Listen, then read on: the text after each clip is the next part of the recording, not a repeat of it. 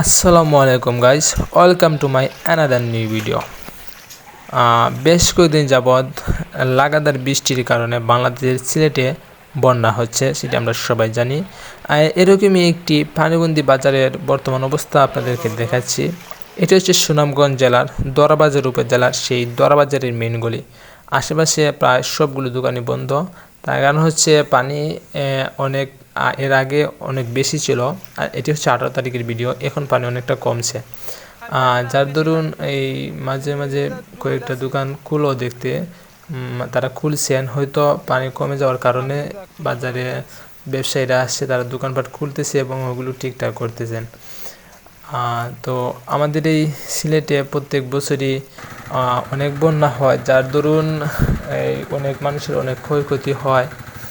অনেকের বাড়িঘর নিয়ে যায়, অনেকে এই বাজার পাট করতে পারেন না, চুলায় আগুন ধরাতে পারেন না, বিধায় অনেকে খেতেও পারেন না। এটি অনেক বেদনাদায়ক, কষ্টদায়ক। যাই হোক, এখন পানি অনেকটা কমতেছে। আল্লাহ তাআলা আমাদের সহায় হন। আপনারা আমাদের জন্য দোয়া করবেন। যদি আর বৃষ্টিপাত না হয় তাহলে হয়তো আর এই পানিগুলো থাকবে না। তো আপনারা দেখতেই পাচ্ছেন, এটি হচ্ছে দোয়ারবাজারের মেইন গলি। পানি অনেকটা কমতেছে আলহামদুলিল্লাহ। এই হচ্ছে অবস্থা। তো সবাই ভালো থাকবেন, আমাদের জন্য দোয়া করবেন। আল্লাহ হাফিজ।